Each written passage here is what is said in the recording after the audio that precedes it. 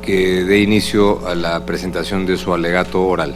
Tiene usted la palabra, señora representante. Buenas tardes, magistrados de la Corte Interamericana de Derechos Humanos, representantes de la Comisión Interamericana de Derechos Humanos y representantes del Estado venezolano. A nombre de Venezuela Awareness Foundation, agradecemos esta oportunidad que nos brinda la Corte Interamericana de Derechos Humanos para exponer el caso del joven venezolano Raúl José Díaz Peña. Mi nombre es Patricia Andrade, directora de Derechos Humanos de Venezuela Awareness Foundation, organización no gubernamental que desde mayo del 2004 trabaja por los derechos de personas víctimas de persecución política en Venezuela, encarcelados, torturados y exiliados, registrando hasta la fecha, hasta ahora, cientos de casos. Díaz Peña,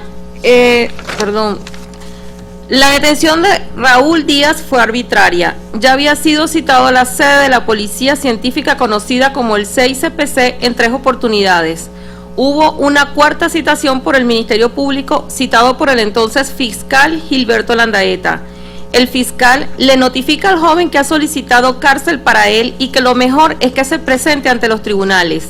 Díaz le informa al representante del Ministerio Público que sí se presentaría. Díaz Peña estuvo 6 meses cumpliendo con sus citaciones, por lo que no había razón que justificara su aprehensión. No se encontraba en flagrancia ni había sido imputado.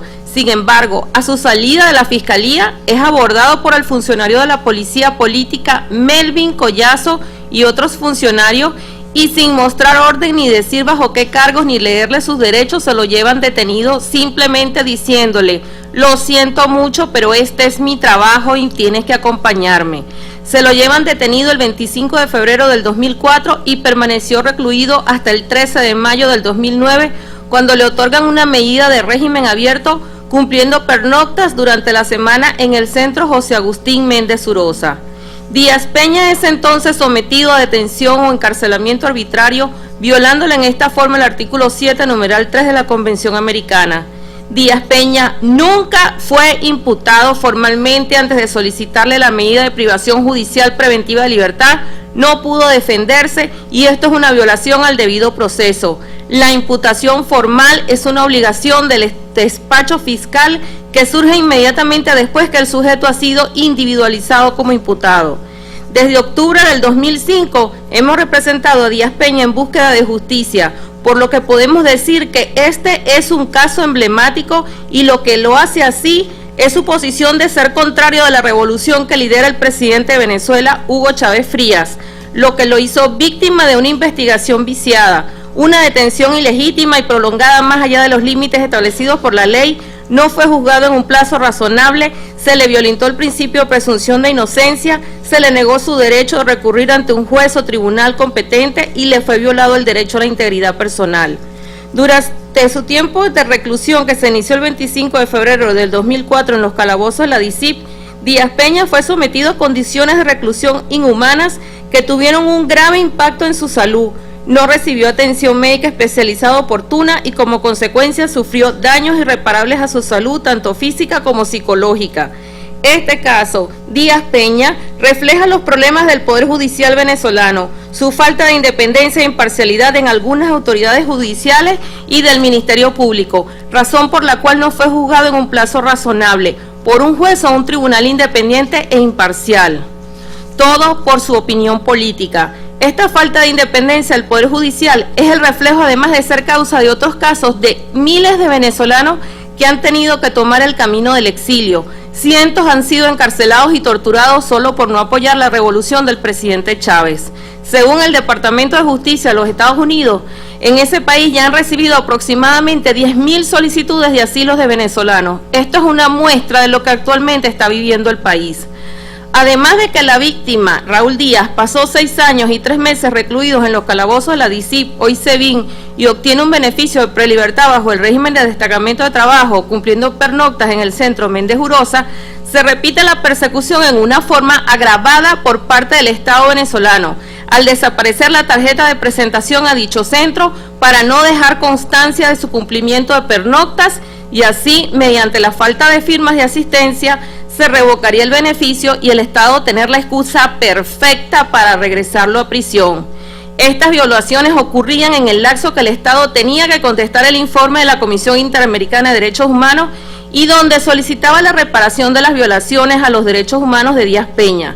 Nuevamente, bajo la custodia del Estado, la vida de Díaz Peña estaría amenazada hasta lograr que se retirara la presente demanda en esta Corte. Antes de ser regresado a prisión y enfrentar nuevamente la injusticia, maltratos, vejaciones, torturas físicas y psicológicas, y nuevamente la falta de atención médica y deterioro de salud, hecho que solo buscaban por parte del Estado venezolano que Díaz Peña retirara la presente demanda y no llegase a esta Corte como ocurre en el día de hoy. Es la razón por la que él sale rápidamente de Venezuela y solicita asilo político una vez llega al exilio en Estados Unidos. Para ratificar el interés del Estado en detener este proceso ante esta Corte y buscar silenciar lo que es motivo de esta causa, a los pocos días de Díaz Peña llegar a los Estados Unidos, el mismo presidente venezolano Hugo Chávez, en cadena de radio y televisión, dice al referirse a Díaz Peña a su llegada a los Estados Unidos: terrorista, terrorista, se comprobó que puso unas bombas en unas embajadas, hay que pedir la extradición. Obama, a ver si es verdad, ya sabemos que no lo van a mandar para acá porque los protegen, pero hay que cumplir. Al observar la reacción del presidente Hugo Chávez al enterarse la llegada a Estados Unidos de Raúl Díaz, no podemos dudar por qué le fueron violados todos sus derechos humanos. Se trata de un encarcelamiento político. El Estado venezolano no tuvo nunca la intención de reparar a Díaz Peña, que nuevamente se encuentra separado de su familia, cambiando su proyecto de vida y forzado a abandonar el país, aumentando el daño que ya de por sí Raúl Díaz ha tenido que soportar. El exilio es el precio que Díaz Peña ha tenido que pagar para buscar justicia en el sistema interamericano y llegar a esta honorable Corte. Desde octubre del 2005, cuando presentamos la petición ante la Comisión Interamericana de Derechos Humanos, el Estado venezolano no ha controvertido los fundamentos de hecho ni de derecho. Desde esa fecha, el Estado tenía pleno conocimiento del delicado estado de salud de Díaz Peña, razón por la cual la Comisión Interamericana otorgó ese mismo octubre del 2005 medidas cautelares para ser tratado por un médico especialista por los problemas de salud y mejorar las condiciones de reclusión, así como un cambio a otro centro de reclusión con mejoras donde pudiera gozar de la luz solar, entradas de corriente de aire natural y que no se tomaran represalias en su contra por acudir a la Comisión Interamericana. Sin embargo, de las recomendaciones de las medidas cautelares, solo se cumplió una y en forma tardía, la referida al traslado al médico especialista, y esto se hizo 11 meses después, progresando así su deterioro en los problemas auditivos que sufría y que tuvieron daños irreparables. El deterioro de la salud continuó, el Estado evitó que Raúl Díaz fuese sometido a la cirugía que no solo evitaría los fuertes dolores de oído y sus malestares, sino que evitaría la pérdida de la audición. A través de comunicaciones que enviamos a la Comisión Interamericana mostrando el deterioro progresivo de Díaz Peña, el Estado solo proveía informes de médicos generales realizados sin el equipo médico necesario utilizado por los especialistas, razón por la cual arrojaban que Díaz Peña era un adulto sano. Y los informes que arrojaban los riesgos de una encefalitis, meningitis u otra enfermedad grave que arriesgaba la vida de Díaz Peña, así como una cirugía, simplemente fueron ignorados. La salud de Díaz Peña siguió complicándose con bacterias que se convirtieron resistentes a los tratamientos médicos, bacterias que las contrajo al hacer sus necesidades fisiológicas en una bolsa plástica durante sus horas de encierro en su calabozo, desde las 10 de la noche a 6 o 7 de la mañana, y dormir con la bolsa y envases con orina en su celda y sin poderse asear las manos. Estas condiciones de reclusión provocó el acceso perianal, la cual le causaba dolores insoportables y le impedía caminar. Tanto los problemas auditivos como el acceso perianal requerían de una cirugía urgente, algo que no ocurrió porque el Estado venezolano utilizó todo tipo de tácticas dilatorias, como por ejemplo buscar médicos generales que realizaran informes diciendo lo que ellos deseaban que se dijera, es decir, un adulto sano, y por eso hoy Raúl Díaz tiene daños irreparables. Una vez Díaz Peña obtiene su beneficio de prelibertad y acude al médico especialista del oído, y como sometimos en su debida oportunidad como prueba documental el informe médico, cito, otitis seromucosa en el oído izquierdo con retracción hispánica, Y en otra parte de este informe dice, en parte por las malas condiciones higiénicas donde lo tenían recluido. En referencia al acceso perianal, el diagnóstico refleja fístula anorrectal, hemorroides grado 3, ambos tratados con cirugía como única forma de cura. Las medidas cautelares otorgadas por la Comisión Interamericana fueron simplemente ignoradas. Las condiciones de salud a las que fue sometido Raúl Díaz las condiciones de reclusión a las que fue sometido Raúl Díaz fueron inhumanas. Durante sus 2 primeros años se mantenía en un calabozo durmiendo en el piso, sin luz en el calabozo, sin derecho a radio, lecturas, nada, todo le era negado. De la misma manera se le negó el derecho a las salidas al sol durante 2 años y en la zona de aprendidos no habían ventanas, por lo que no había forma de contar con corrientes de aire natural, lo que hacía respirar un aire viciado que le provocaron gripes recurrentes que complicaron su salud.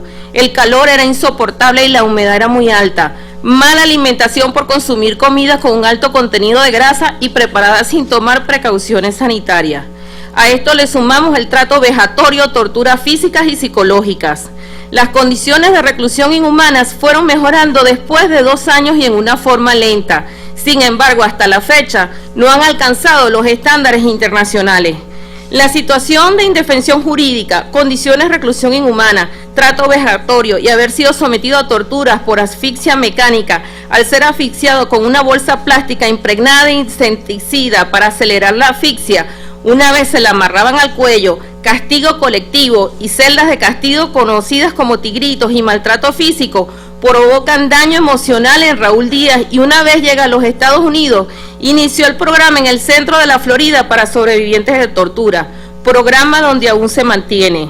Por si fuera poco, el fiscal del caso, Gilberto Landaeta, de acuerdo a la declaración del testigo promovido por esta representación legal, Eligio Cedeño, cito, me contaron que el fiscal Gilberto Landaeta al llegar a la DICIP interrogaba a los presos y les caía a cachetadas, a golpes y a palos. Esto lo hacía en otro lugar, los sacaba de los calabozos donde estaban recluidos y en otro lugar de la misma DICIP los sometía a todo tipo de golpizas. Honorables magistrados, estamos hablando de quien hacía esta práctica inhumana, es el mismo fiscal que abrió la averiguación fiscal, solicitó encarcelamiento de Díaz Peña y además, durante el proceso el cual utilizó toda su influencia en el Poder Judicial, todo contra Raúl Díaz Peña, para que no tuviera garantías de un juicio justo. La presión ejercida por el Estado en este caso impidió que Díaz Peña fuese juzgado en un plazo razonable, sin ningún tipo de garantía, sin que fuese juzgado por un juez natural e independiente. Una de las características de este proceso es la cantidad de jueces que conocieron esta causa.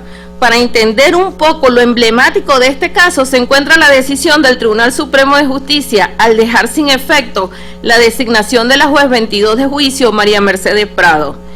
En vista de que en más de un año el fiscal Gilberto Landaeta no se presentaba a la audiencia para dar el inicio al juicio oral y público, sin que justificara su inasistencia y tratando de poner orden en el tribunal, Prado envió un acta para que el fiscal presentara justificación en vista de sus continuas ausencias. De no hacerlo, la juez Prado quebrantaría el debido proceso y pondría en tela de juicio la tutela judicial efectiva que debe garantizar todo juez. La juez Prado además evitaba el retardo procesal. Por haber hecho esto, la jueza Prado, esta solicitud, obtuvo en represalia la suspensión de su cargo. Honorables magistrados, ¿cómo puede explicarse el poder del fiscal Gilberto Landaeta para quebrantar el orden interno y externo del Poder Judicial? ¿Y qué conclusiones podemos llegar para que el Tribunal Supremo de Justicia con toda diligencia ordenara la remoción de la juez Prado? En respuesta, el tribunal fue tomado por la Inspectoría de Tribunales. El Tribunal Supremo de Justicia, máximo tribunal de Venezuela, le hizo llegar a una carta a la juez Prado sin explicación alguna, donde le decía que la removía de su cargo. Y citando las palabras de la juez Prado, estoy segura que fue en respuesta por poner orden y control jurisdiccional en el 347-05, el cual tiene una connotación especial. El expediente se refiere a la causa de Raúl Díaz Peña. Una vez cumplió sus 2 años de reclusión y sin haberse iniciado el juicio, solicitó, como era su derecho, la revisión de la medida privativa, acogiéndose al artículo 244 del Código Orgánico Procesal Penal, la cual fue declarada sin lugar. El tribunal argumentó, cito, se evidencia que la dilación procesal no es imputable a este tribunal. Las dilaciones, honorables magistrados, fueron atribuidas a Díaz Peña, según opinión del tribunal, porque tenía múltiples cambios de equipos defensores. Además de ser esta respuesta una gran burla, no podemos dejar de mencionar que el cambio que hizo Díaz Peña con su equipo de defensores se debió que en una oportunidad la abogada defensora fue amenazada insistentemente, y cito, o te retiras del caso o te vamos a joder. La abogada defensora hizo caso omiso a las amenazas y casi muere atropellada por un carro. Y cuando pudo reincorporarse, se presentó en los tribunales y se retiró del caso asistiendo inclusive con un collarín por las lesiones sufridas. Y para ese momento no había fecha de juicio ni interrumpió para nada el proceso. El cambio de equipo legal no alteró para nada el proceso de por sí estaba paralizado. El proceso de Díaz Peña está además lleno de irregularidades durante la fase preparatoria, de acuerdo al Código Orgánico Procesal Penal, que tiene por objeto la preparación del juicio oral y público mediante la investigación de la verdad, la recolección de todos los elementos de convicción que puedan fundar la acusación fiscal y la defensa del imputado. Sin embargo, la fase preparatoria consistió en la incautación de la camioneta de Díaz sin seguir los procedimientos de ley. No se levantó el acta de incautación, no habían testigos, fue contaminada, no se resguardó, no había presencia de abogado defensor, lo que vicia totalmente el proceso y este acto debió haber sido nulo. La ley es clara en especificar estos requisitos precisamente porque no se puede confiar en los funcionarios encargados de hacer la incautación porque pudieran sembrar evidencias. A esto le sumamos que se rompe la cadena de custodia cuando la camioneta es trasladada a la DICIP. Y las partes no tuvieron presentes al momento de hacer el barrido, cuyo resultado supuestamente arrojó presencia del explosivo en el carro de Díaz Peña. Esta prueba no tiene validez, está sujeta a nulidad absoluta. Los testigos que señalan a Raúl Díaz de estar involucrado en los ataques de las embajadas son Silvio Mérida Ortiz, quien en 2 oportunidades detalló que fue víctima de torturas y que no conocía a Raúl Díaz, reconoció su inocencia, le pidió perdón y dijo que lo acusó presionado durante los actos de tortura. Esta declaración hecha delante de 2 jueces durante el juicio, incluyendo a la juez Migdalia Áñez, quien dictó sentencia condenatoria, ignoró esta declaración y no abrió, como era su deber, una investigación, dejando en total impunidad tan horrendo acto inhumano. La misma suerte corrió con el segundo testigo, el cabo Sifonte, quien declaró que ante la juez Migdalia Áñez, las terribles torturas sufridas de las que fue objeto para obligarlo a declarar contra inocentes como Díaz Peña. La jueza Áñez nuevamente ignoró y no ordenó al fiscal presente que abriera una investigación sobre las torturas en manos de funcionarios policiales. La tercera testigo, Vanessa Laporitano, se comprobó durante el juicio que era una testigo referencial. Sin embargo, bajo estos elementos, se sentenció a Raúl Díaz Peña a 9 años y 4 meses de presidio. El testimonio rendido por el testigo Eligio Cedeño, cito, a mí me confesaron los funcionarios que Raúl Díaz, el rastro de C4, se lo sembraron ellos. Inclusive, un funcionario me dijo, yo lo hice. Los mismos funcionarios de la DICIP me decían que Raúl Díaz no tenía nada que ver con lo que se le acusó, que ellos como funcionarios de la DICIP habían sido órgano instructor del expediente y por eso sabían y les constaba que Raúl Díaz era inocente de todo. En referencia a la excepción preliminar nos acogemos a los alegatos presentados por la Comisión Interamericana de Derechos Humanos. Voy a hacer referencia ahora a las reparaciones. El Raúl Díaz que entró a los calabozos de la DICIP, hoy SEBIN, un 25 de febrero del 2011, fue un adulto sano, un joven feliz. 6 años y 3 meses después, el 13 de mayo del 2009, al atardecer, quien salió por la puerta de la DICIP era otra persona. Daños irreparables a su salud, encerrado en sí mismo, con su salud mental afectada que hasta la fecha se mantienen.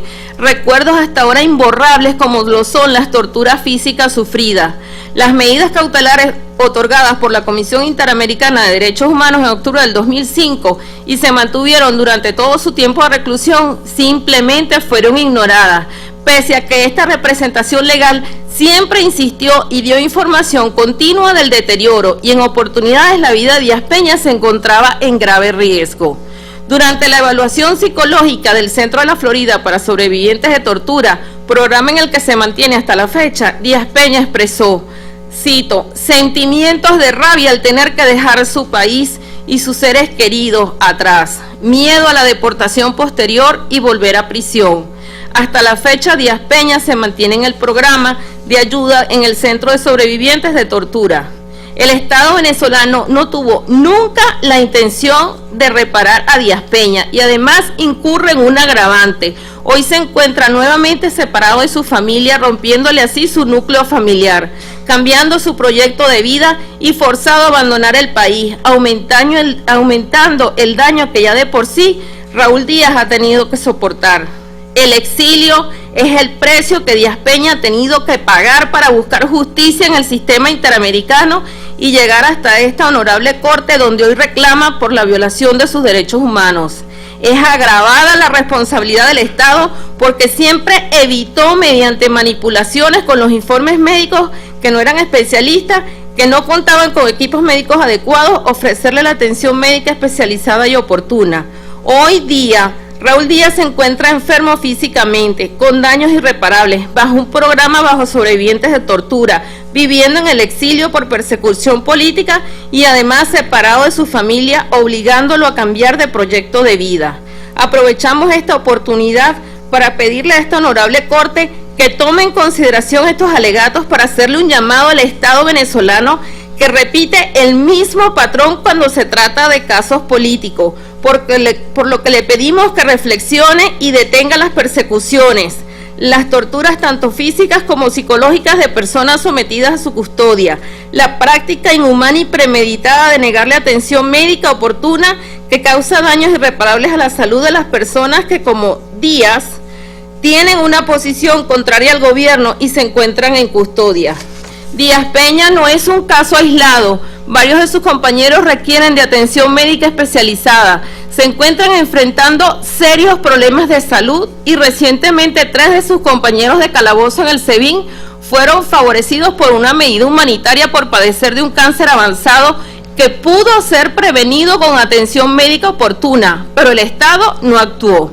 Más allá de las heridas físicas, producto de torturas y maltratos, más allá del daño irreparable a su salud, están las heridas emocionales, la pérdida del país, la separación familiar por segunda vez, el cambio de proyecto de vida y ahora convertirse en un exiliado político. La familia Díaz Peña sufrió las consecuencias del encarcelamiento de Raúl y fueron afectados en sus planes de vida. Medir el daño a la salud, a la integridad física y emocional es imposible, no se puede medir. Solicitamos como parte de la reparación a Díaz Peña, sea reparado moralmente por el daño causado por el Estado venezolano, así como que se le pida disculpas públicas por parte de su representante, Germán Saltrón. Muchas gracias. Muchas gracias por la presentación de su alegato, doctora Andrade, en representación de las presuntas víctimas. Y le doy la palabra a continuación para la presentación de su alegato al Estado a través del señor agente, doctor Germán Saltrón, tiene la palabra. Gracias, presidente. Señores magistrados, el Estado venezolano, por 5ª vez en el presente año, se hace presente ante esta Corte para desvirtuar la campaña de descrédito contra las instituciones de la República Bolivariana de Venezuela, y lo hacemos en los términos siguientes. El contexto de los hechos que dieron lugar a la condena del ciudadano Raúl José Díaz Peña. En Venezuela, los sectores de oposición venezolana, el gobierno de los Estados Unidos y los medios de comunicación social, entre otros sectores, tienen 13 años tratando de derrocar al presidente legítimo Hugo Rafael Chávez Frías.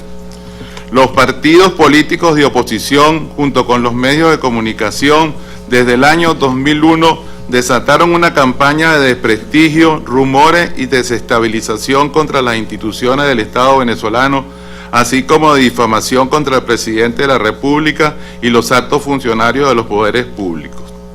Nunca en la historia política de Venezuela fue tan manipulada y engañada la opinión pública.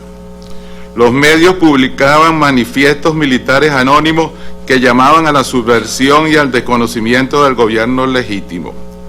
Ante cualquier acción del gobierno para enfrentar esa conspiración, se activaba el Sistema Internacional de Protección de los Derechos Humanos, la Comisión Interamericana de Derechos Humanos, la Organización de los Estados Americanos, la Sociedad Interamericana de Prensa, y se acusaba y se acusa aún al gobierno de atentar contra la libertad de expresión y no respetar el Estado de Derecho.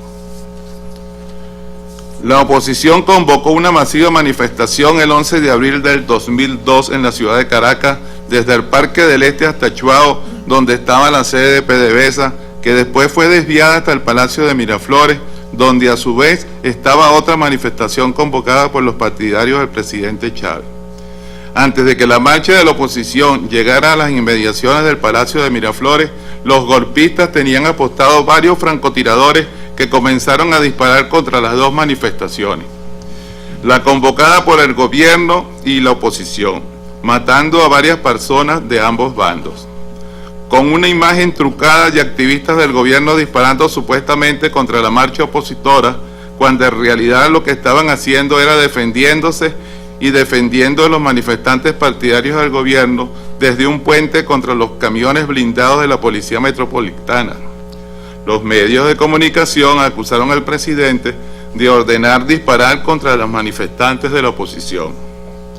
El 12 de abril del 2002, todos los medios de comunicación manifestaron que el presidente había renunciado y estaba detenido en el Fuerte Tiuna, fortaleza militar en Caracas.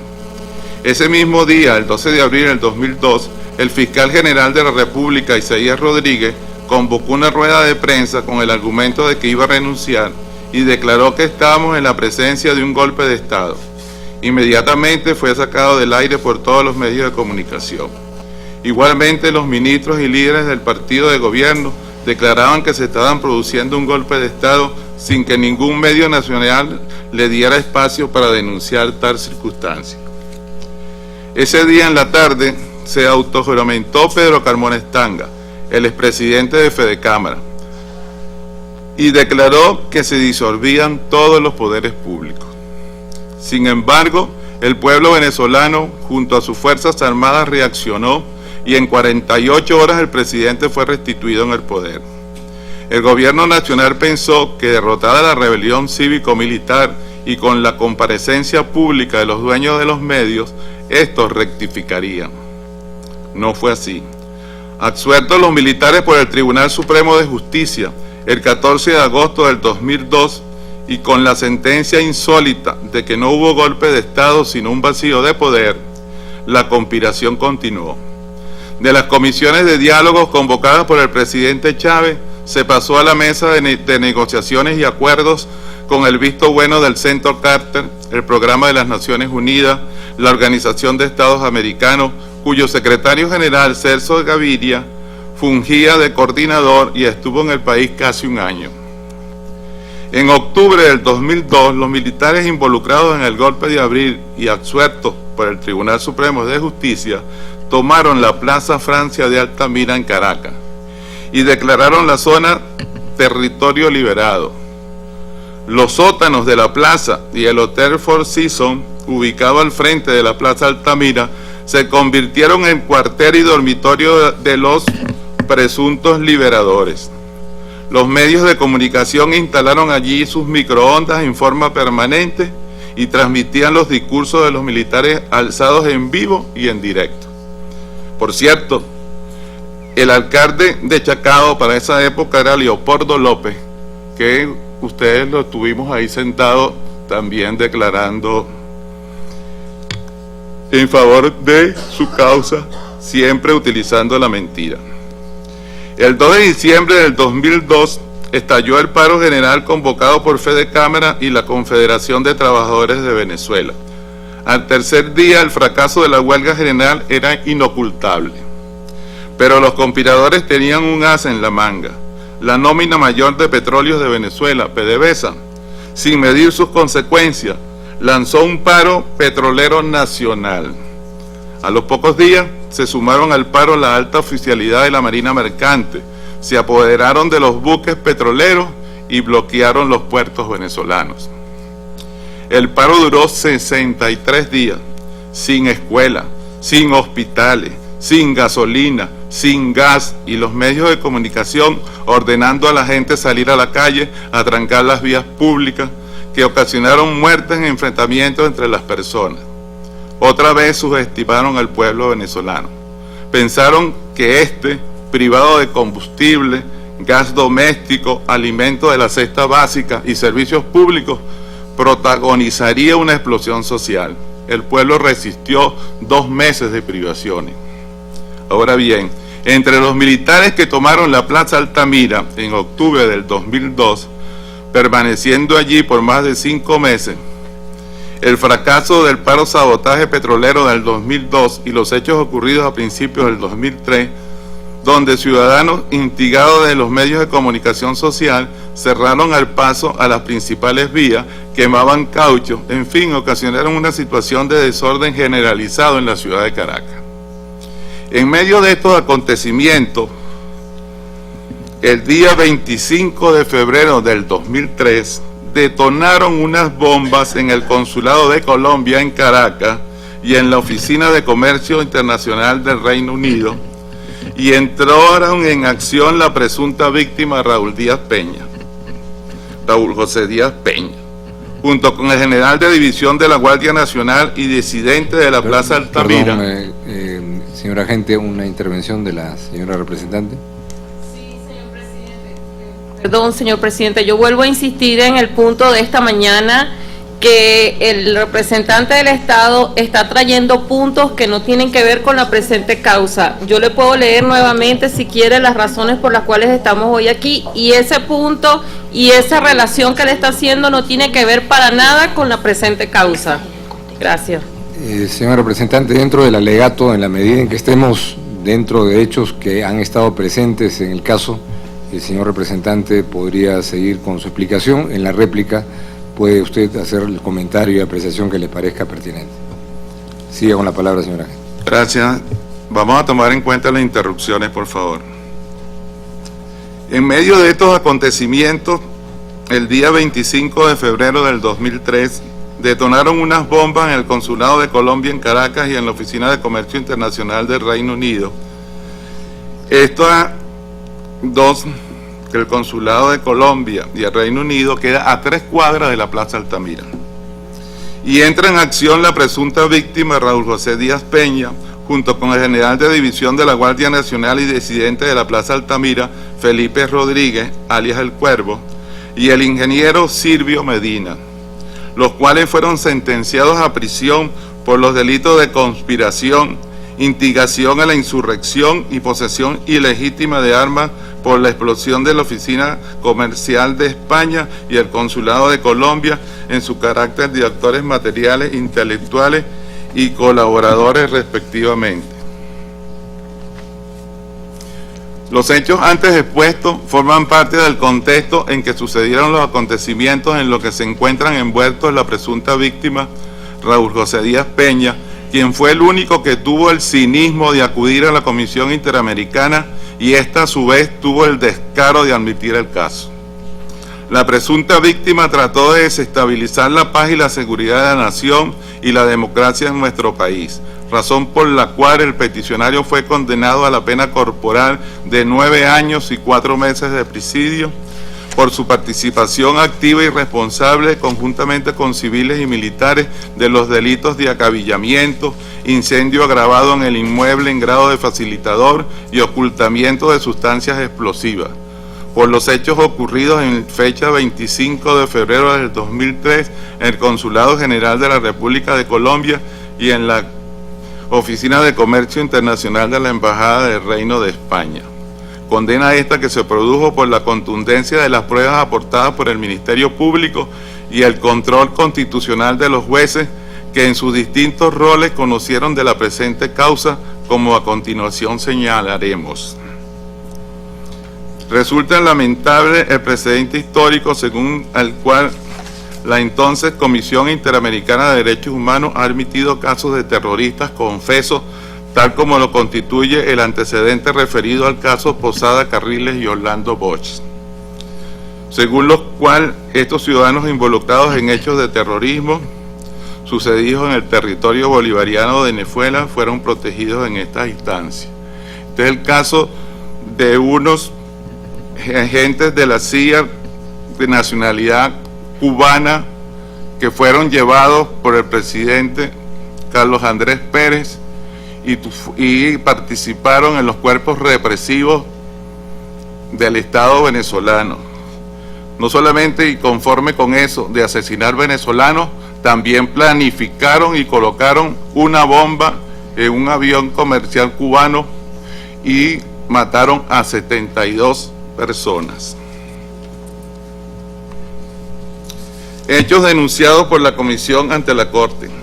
Según la comisión, abro comillas, el Estado venezolano detuvo ilegalmente a Raúl José Díaz Peña y lo sometió a un régimen de detención preventiva que sobrepasó los límites establecidos en la ley penal con fundamento en una presunción de peligro de fuga. Durante el tiempo en que permaneció en detención preventiva, la víctima no contó con la revisión judicial efectiva de su situación. Asimismo, señala la comisión que Raúl José Díaz Peña fue sometido a un proceso con una serie de irregularidades que tuvieron como consecuencia que el proceso penal durara aproximadamente 5 años y 2 meses desde su detención hasta la condena proferida en su contra. Mientras permaneció bajo custodia del Estado, Raúl José Díaz Peña fue sometido a condiciones de detención que tuvieron un grave impacto sobre su salud sin que recibiera oportunamente la atención médica que requería. Cierro comillas.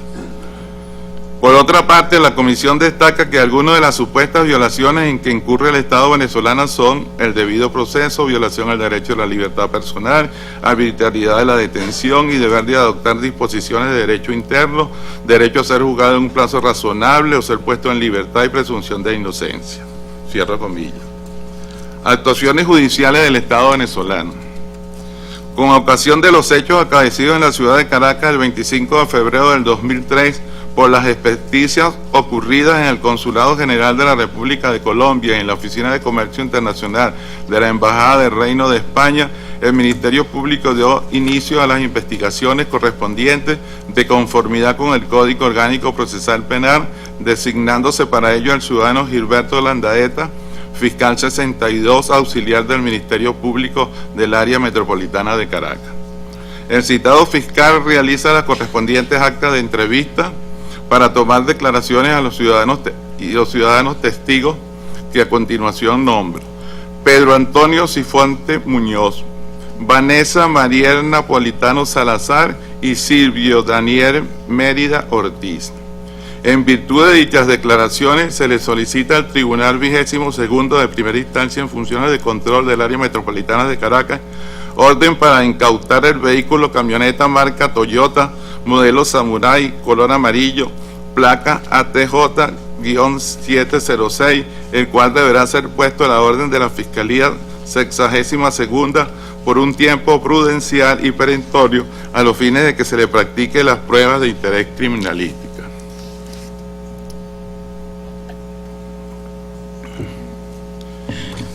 El experto Andrés López, en fecha 5 de noviembre del 2003, según memorándum del Departamento de Microanálisis del Cuerpo de Investigaciones Penales y Criminalísticas, realiza el correspondiente informe pericial, concluyendo que el citado vehículo se encontró sustancia de aspecto serio y color blanquecino presente en los barridos estudios y signados respectivamente en el número 1, zona de carga, y número 2, piso trasero, al lado izquierdo, correspondiente a un acto explosivo conocido como C4-6 Harricitie, cierro comillas.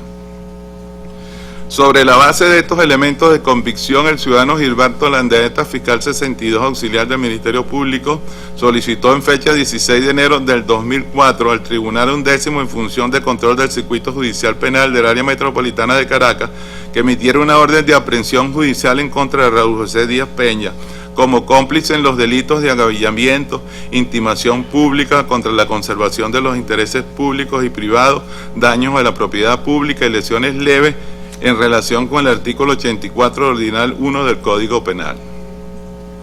Siendo decretada una medida privativa de libertad por el Tribunal Undécimo de Función de Control del Circuito Judicial Penal del Área Metropolitana de Caracas el 19 de enero del 2004 en contra de hoy peticionario.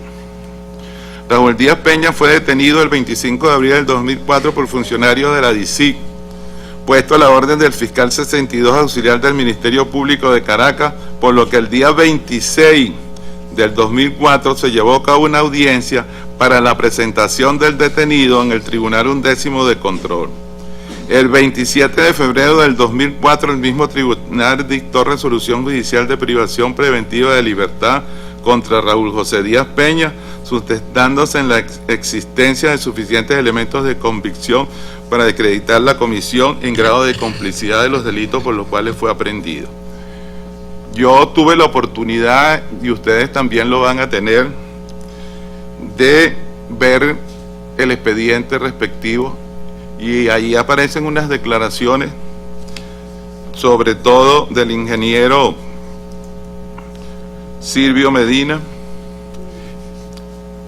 Este ingeniero, que fue juzgado junto con el Raúl Díaz Peña, Silvio Mérida es la cosa, Silvio Mérida fue la persona que se encargaba del sonido en la Plaza Altamira. Tuvo todo el tiempo, casi los meses que estuvo en la Plaza Altamira, iba todos los días porque era el encargado de prender el equipo. Y las declaraciones que da ese señor y que aparecen en el expediente son dignas de una lectura, porque ya aparecen todos los delitos, todas las acciones cometidas durante 4 meses en la Plaza Altamira. Ahí se ordenó asesinar a unos soldados que sirvieron ahí y que aparecieron muertos en el Parque Caiza, con la mala suerte para ellos de que una de las personas que fueron tiroteadas ahí sobrevivió, una muchacha, y tuvo la oportunidad precisamente de confesar. De todas formas, ustedes magistrados tendrán la posibilidad de leer la manera como ahí se planificaban delitos y se sucedieron hechos realmente graves.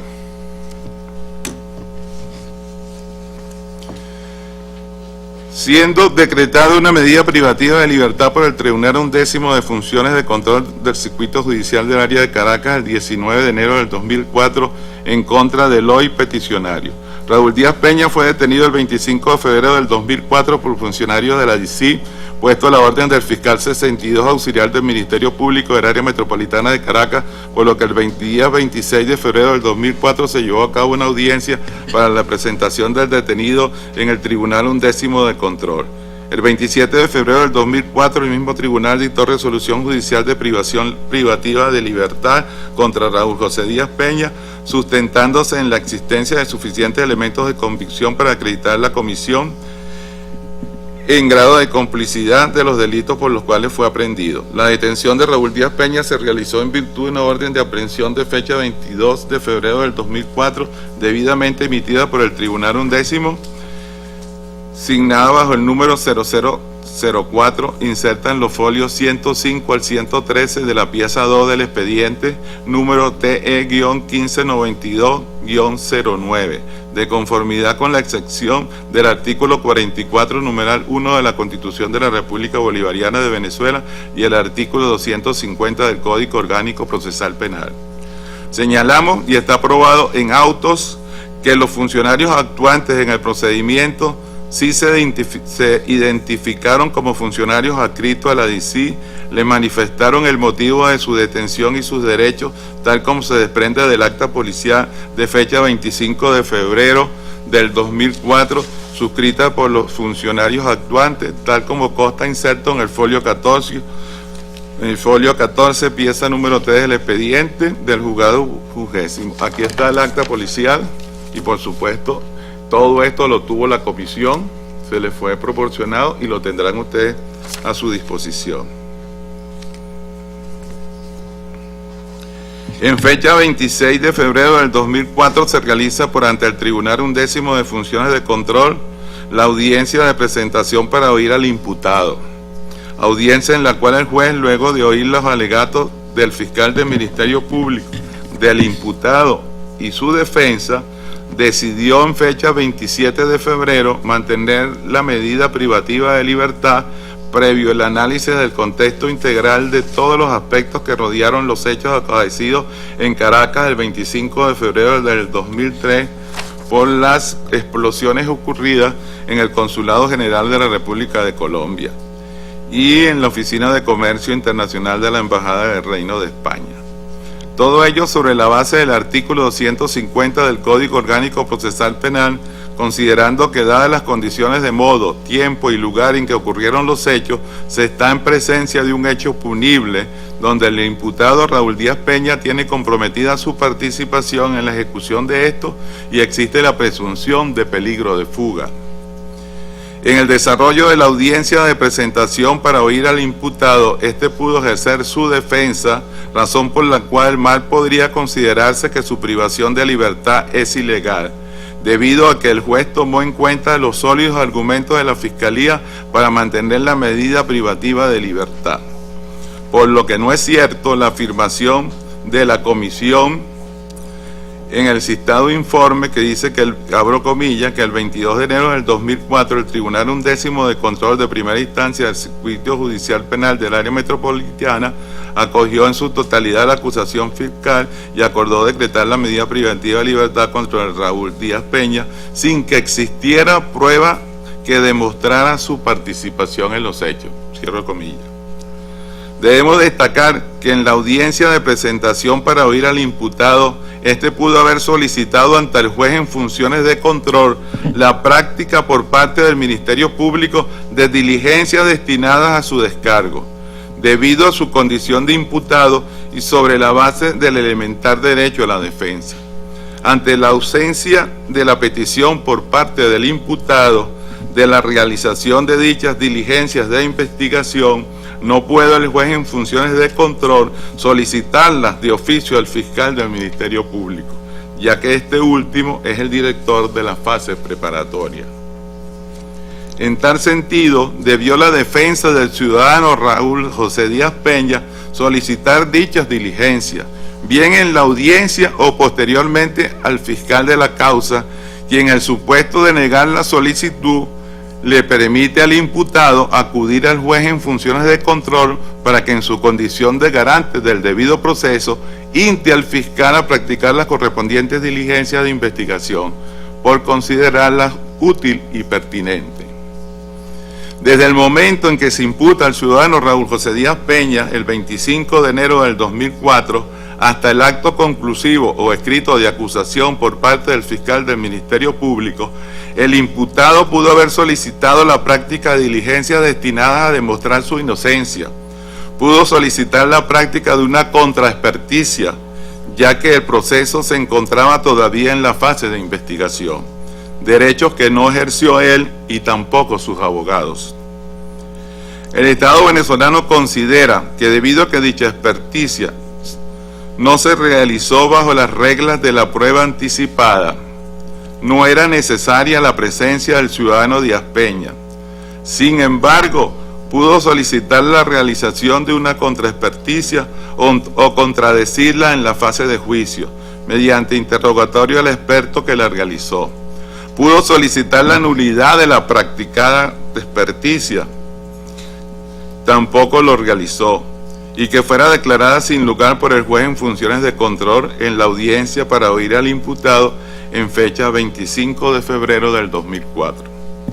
La insistencia de los peticionarios en atacar la validez de la experticia química realizada a la sustancia colectada en la parte trasera del vehículo Toyota Samurai color amarillo perteneciente al ciudadano Díaz Peña, por no haber llegado a tiempo para el momento de su realización. En tal sentido, el Estado invoca lo establecido en el artículo 306 del Código Orgánico Procesal Penal, el cual establece: artículo 306, abro comillas, el Ministerio Público podrá permitir la asistencia del imputado, la víctima y de sus representantes a los actos que se deban practicar, cuando su presencia fuera útil para el establecimiento de los hechos y no perjudique el éxito de la investigación o impida una pronta y regular actuación. Cierro comillas. De este artículo se infiere que es potestativo del Ministerio Público permitir o no la presencia de la víctima o del imputado en ciertos actos de investigación, y no es de carácter obligatorio y mucho menos vicia de nulidad la validez de estas experticias. Por ello, negamos que el imputado no pudiera defenderse. Sobre la presunta violación del derecho a no ser privado de libertad arbitrariamente, contemplado en los artículos 7.1 y 7.3 de la Convención Americana, en relación con el artículo 1.1 y 2 del mismo instrumento, en perjuicio de Raúl José Díaz Peña. El Estado venezolano observa que el 15 de junio del 2004, el Tribunal Undécimo de Primera Instancia en funciones de control del área metropolitana realizó el acto de audiencia preliminar, donde se admitió totalmente la acusación presentada por el fiscal 62. Determinó la apertura a juicio oral y público. Consideró procedente mantener la medida privativa de libertad bajo el argumento de la gravedad de los hechos imputados y la presunción del peligro de fuga. Los elementos de prueba fueron: 2 puntos.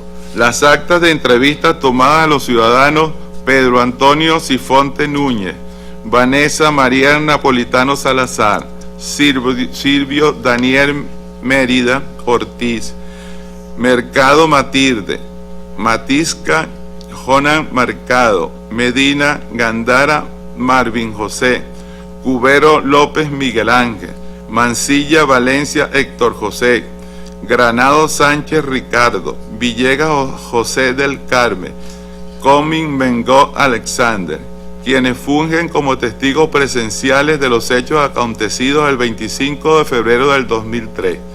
También cursan esa causa experticia de reconocimiento legal, análisis audiovisual y coherencia técnica de 15 videocasetes, experticia grafoquímica e identidad y producción de documentos dubitados de fecha 2 de abril del 2003. Informe de reconocimiento técnico legal practicado del edificio que sirve como sede del Consulado de Colombia, experticia química y de reconocimiento legal a muestras que guardaran relación con la explosión del Consulado de Colombia, informes de actuación operacionales de la Gerencia de Prevención e Investigación de la División de Investigación y Análisis de los Siniestros del Cuerpo de Bomberos del Distrito Metropolitano de Caracas, signado bajo la numeración Díaz Info 010-03, de fecha 28 de febrero del 2003, realizado a la Embajada de España. Reconocimiento médico legal practicado a la ciudadana Mercado Alcalá Matilda, lesionada por la explosión. Experticia física, química practicada al material colectado en el vehículo marca Toyota modelo Samurai, correspondiente a un alto explosivo conocido como C4, propiedad del hoy peticionario.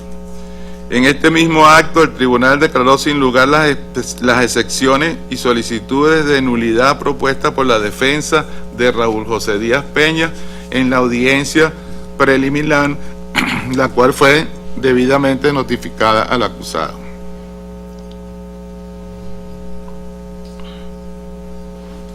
El Estado venezolano considera que, primero, tal como se ha sostenido en los puntos anteriores, la detención del ciudadano Raúl José Díaz Peña está ajustada de derecho, de modo tal que ni es ilegal ni mucho menos arbitraria.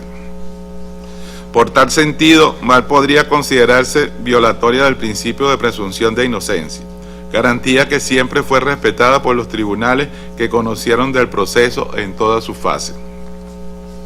Segundo, así tenemos que la defensa del hoy peticionario en múltiples ocasiones solicitó la revisión de la medida cautelar, la cual fue denegada motivado a que los hechos imputados son delitos considerados de lesa humanidad y crímenes de guerra excluidos de dichos beneficios. El revocar o sustituir una medida cautelar es potestativo del juez que conoce la causa. Incluso dicha decisión es inapelable. Está sujeta a un estudio previo del caso, tomando en cuenta para ello las variaciones en las circunstancias de modo, tiempo y lugar que dieron lugar a dicha privación judicial preventiva de libertad. Como se evidencia en este caso, dichas circunstancias en que se dio la detención del peticionario se mantuvieron durante el lapso que estuvo detenido. Entonces, ¿por qué habría de modificarse la medida aplicada? Sumado a que las circunstancias en que sucedieron los hechos y la pena que podría llegar a imponerse es superior a los 10 años, hacen presumir de manera razonable el peligro de fuga, de conformidad con los artículos 250 y 251 del Código Orgánico Procesal Penal, el cual siempre estuvo latente. Por otro lado, es cierto que el peticionario permaneció más de 2 años privados de libertad. En tal sentido, debemos tener presente que aun cuando el artículo 244 del Código Orgánico Procesal Penal señala como límite máximo 2 años, también se contempla la posibilidad de excepciones. Debemos tomar en cuenta lo dispuesto por los artículos 29 y 271 del Código Orgánico Procesal Penal en el artículo 7 del Estatuto de Roma de la Corte Penal Internacional y la decisión número 3421 de la Sala Constitucional de la República Bolivariana de Venezuela. La Sala Constitucional dejó sentado que para los efectos de los delitos a los que se hace referencia el artículo 29 constitucional no es aplicable el artículo 253 hoy 244 del Código Orgánico Procesal Penal vigente, ni las medidas cautelares sustitutivas a que hace referencia el capítulo 4 del título 8 del libro primero del referido código. Asimismo, el artículo 29 prohíbe la aplicación de los beneficios como el indulto y la amnistía, como también se establece de dichos delitos son imprescriptibles de conformidad con lo establecido en el artículo 29 en concordancia con el artículo 271 de la Constitución, lo cual no quiere decir que se establezca a priori la culpabilidad de los imputados, sino que obedece a razones de excepciones contempladas en la Ley Fundamental de la República. De conformidad con esta decisión emanada de la Sala Constitucional de la República Bolivariana de Venezuela, la cual es de carácter vinculante, los delitos contra los derechos humanos, lesa humanidad y crímenes de guerra no son susceptibles de ser regulados por los lazos restrictivos establecidos en los artículos 253 y 244 del Código Orgánico Procesal Penal. Este argumento fue el utilizado por el Tribunal 23º en funciones de juicio del área metropolitana de Caracas para declarar sin lugar la revisión de la medida privativa de libertad.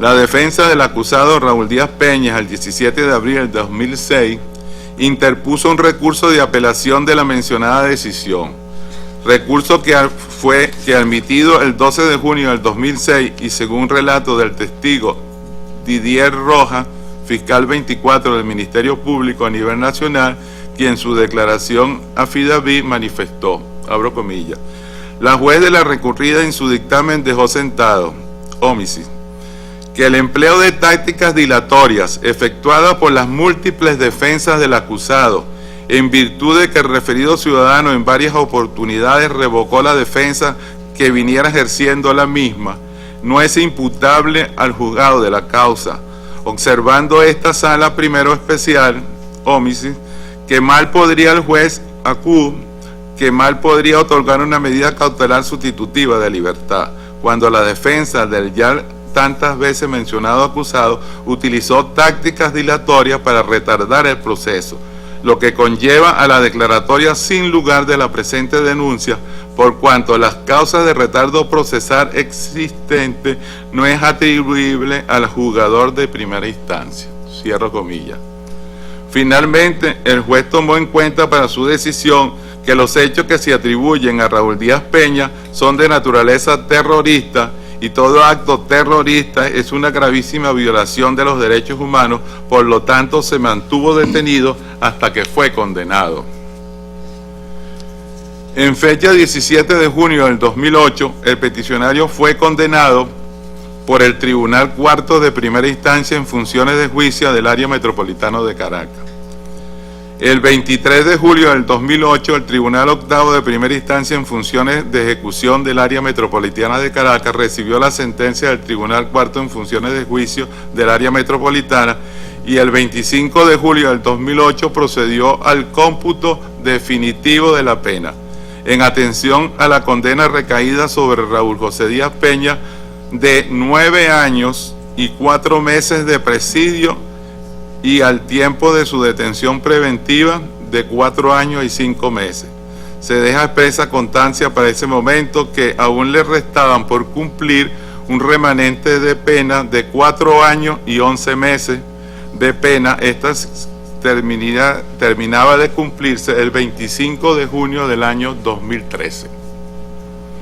Se deja aclarado que en cuanto a las medidas alternativas de trabajo fuera del establecimiento penitenciario y destino a establecimiento abierto, determinó que Raúl José Díaz Peña ya opta por tales medidas, sin perjuicio de las redenciones de pena que resultarán procedentes. Señaló también que el 15 de mayo del 2010 podrá optar a la medida alternativa de libertad condicional y el 25 de febrero del 2011 podrá optar a la gracia de conmutación o confinamiento.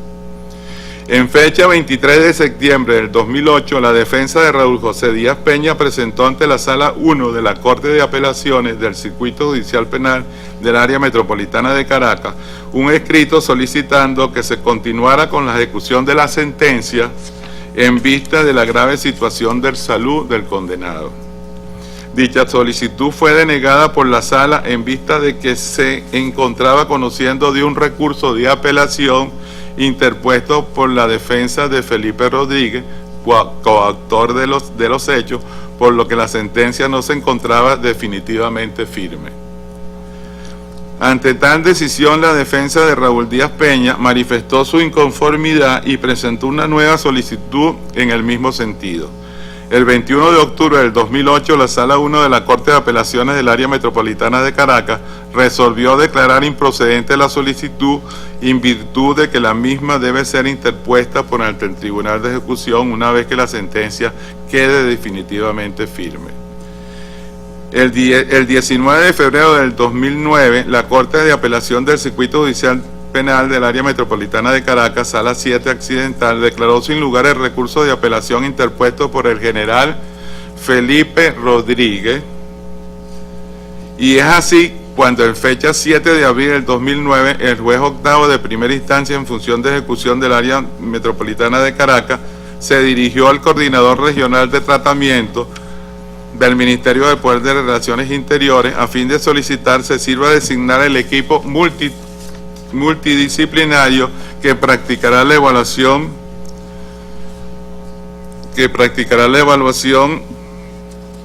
para optar a la medida de prelibertad de destacamento de trabajo. El 29 de mayo del 2009 se practicó la evaluación psicosocial a Raúl José Díaz Peña, rindiendo el equipo multidisciplinario el correspondiente informe. En fecha 9 de julio, asignado con el número 0412-109, en la que se diagnosticó que, abro comillas, la acción criminógena en la cual se involucra el penado tiene que ver con su impulsividad, falta de sensibilidad al dolor ajeno y a la búsqueda de oportunidades aprovechándose de un cambio político que él creía inevitable, aunado a los que facilitó la asociación con personas de conducta disfuncionales. En la actualidad, el penado no demuestra profunda autocrítica y no hay un auténtico cambio conductual, cierro comillas. Finalmente, el informe concluyó con un pronóstico desfavorable en vista de que Raúl Díaz Peña, abro comillas, presenta una relación anormal con la sociedad y una percepción acomodaticia de sus normativas. Él no reconoce su participación en el delito. No hay signo de que la estancia en el penal le hizo reflexionar de forma a generar un cambio social positivo. Su autocrítica no presenta signos de reflexión hacia su conducta en el hecho delictivo. Cierro comillas. Por no existir un pronóstico favorable sobre el comportamiento futuro del penado de conformidad con la evaluación psicosocial que arrojó el citado informe técnico, el Tribunal Séptimo de Primera Instancia en funciones negó la medida alternativa de cumplimiento de pena del destacamento de trabajo a Raúl José Díaz Peña. El 13 de mayo del 2010, el Tribunal Octavo de Primera Instancia de Funciones de Ejecución otorgó a Raúl Díaz Peña la medida de régimen abierto y en consecuencia fue puesto en libertad, siendo notificado en fecha 17 de mayo del 2010 que la medida de régimen abierto debía de cumplirla en el Centro de Tratamiento Comunitario José Agustín Ventes Urosa y que los primeros días debería permanecer las 24 horas recluido. Una vez que el delegado de prueba del Ministerio del Poder Popular de Relaciones Interiores realice un informe sobre el comportamiento de Raúl José Díaz Peña, el Tribunal Octavo de Primera Instancia en función de ejecución podrá cambiar la medida a fin de que pueda trabajar durante el día e ingresar al centro comunitario asignado a las 8 p.m. imponiéndose una vez realizado el informe positivo del delegado de prueba, posteriormente la presentación periódica ante el Tribunal Octavo de Primera Instancia. El Estado venezolano, respetuoso de su ordenamiento jurídico interno y la Convención Americana, así como la independencia del Poder Judicial, concede el beneficio de régimen abierto de conformidad con el Código Orgánico Procesal Penal, por lo que mal podría ser cierta la afirmación de las peticionarias y de la Comisión. Lo interesante del caso de Raúl Díaz Peña es que los tribunales que conocieron de la causa en el desarrollo de las distintas fases y que negaron la revisión y sustitución de la medida privativa de libertad en contra del referido ciudadano, tomando como argumentación la existencia de una presunción razonable de peligro de fuga, al fin se cumplió. Todo esto demuestra que el hoy peticionario tuvo y tiene una evidente falta de voluntad a cumplir con las normas previamente establecidas, sino que deja ver con absoluta claridad que la tal criticada presunción razonable de peligro de fuga, inexorablemente, tal y como lo veníamos diciendo, se cumplió. Vale la pena destacar el criterio de la Corte Interamericana, quien ha señalado, abro comillas, para restringir el derecho a la libertad personal a través de medidas como la prisión preventiva, deben existir indicios suficientes que permitan suponer razonablemente que la persona sometida a proceso ha participado en el ilícito que se investiga. Sin embargo, aún verificado este extremo, la privación de libertad del imputado no puede residir en fines preventivos generales o preventivos especiales atribuibles a la pena, sino que solo se puede fundamentar, debe basarse entonces en un fin legítimo, a saber, asegurar que el acusado no impedirá el desarrollo del procedimiento ni eludirá la acción de la justicia, cierro comillas, subrayado. Y eso precisamente fue lo que hizo el Estado venezolano en este caso. El hecho de habérsele negado la medida de prelibertad por razones técnicas y jurídicas, valederas y ciertas, se basó el peligro de fuga evidente que finalmente se cumplió. Sin embargo, el 13 de mayo del 2010, el Tribunal Séptimo de Ejecución otorgó a Raúl Díaz Peña la medida de régimen abierto y en consecuencia fue puesto en libertad. El 17 de mayo se le notificó que la medida de régimen abierto debe cumplirla en el Centro de Tratamiento José Agustín Urosa y que los primeros días deberá permanecer las 24 horas recluido, una vez que el delegado pudo establecer en el informe sobre su comportamiento. En fecha 5 de septiembre del 2010, el ciudadano Raúl José Díaz Peña dejó de presentarse en el Centro de Tratamiento Comunitario y apareció en Miami dando declaraciones por televisión, radio y prensa y autodenominándose preso político. El Estado venezolano reitera a la Corte que el ciudadano Raúl Díaz Peña no apeló de la decisión y en ningún momento denunció ante los tribunales de su proceso hubiese tenido retardo o irregularidades. Se limitó a solicitar la remisión del expediente del Tribunal Octavo de Ejecución del Área Metropolitana de Caracas para continuar los trámites relacionados al otorgamiento de la fórmula alternativa de cumplimiento de la pena correspondiente.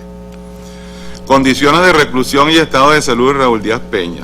En cuanto a la tercera denuncia de la comisión referida al deterioro en su salud presuntamente a causa de condiciones de detención y la presunta negligencia en el suministro de atención médica adecuada y oportuna. La salud como derecho individual, social y supremo de los seres humanos es obligación del Estado venezolano y este se acoge absolutamente a ese compromiso constitucional. Por lo que el hecho de que el individuo venezolano o extranjero que se encuentre privado de su libertad por delitos graves tipificados en el ordenamiento penal venezolano vigente, imputados por el Ministerio Público o con una investigación policial y acogidos por los jueces penales en sus distintos roles jurisdiccionales, no puede pretenderse que dichos privados de libertad pierden esa garantía constitucional. El mismo ciudadano Raúl Díaz Peña manifestó en un acta que consta en el expediente no haber sufrido ningún maltrato físico ni psicológico por parte de la autoridad directiva y funcionarios que laboran en el órgano policial de la DICI, cierro comillas. En cuanto a la alimentación, declaró haber sido atendido satisfactoriamente hasta la presente en la institución de la DICI, señalando que consume los mismos alimentos que le son proporcionados al personal de ese cuerpo policial, siendo el horario de alimentación que tenía desayunos de 7 a 8, almuerzo de 12 a 1 y cena de 5 a 6. Aseguró el ciudadano que recibe la visita de sus familiares y amigos los miércoles y sábados. Esto lo ratifica la declaración de esta mañana del mismo Raúl Díaz Peña, cuando fue interrogado por mí, si efectivamente recibía alimentación y el trato que le habían dado. En distintas fechas en que consta en el expediente de la comisión fue informada del estado de la salud de hoy peticionario. Aquí tenemos, y ustedes van a tener la oportunidad de verlos, las constancias y los permisos otorgados por el juez, donde permitió que el ciudadano Raúl Díaz Peña fuera a un instituto médico otorrinolaringológico ubicado en Chuao, otro hospital.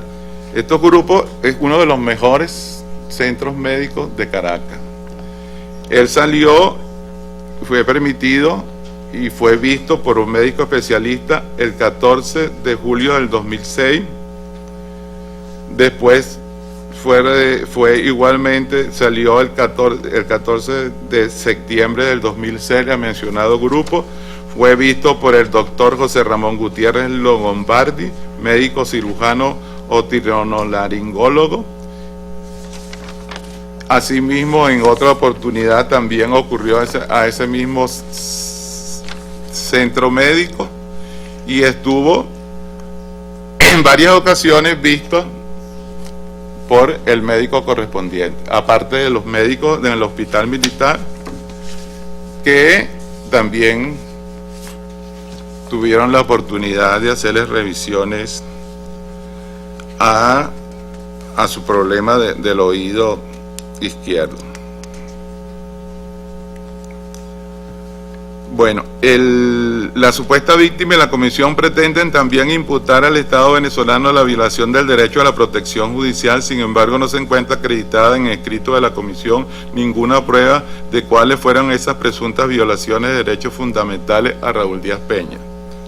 Es necesario destacar que el derecho a la protección judicial no significa que los denunciantes deben obtener decisiones judiciales conforme a sus pretensiones personales, sino por el contrario, implica que los imputados cuenten con los recursos judiciales de apelación. Ok, está bien.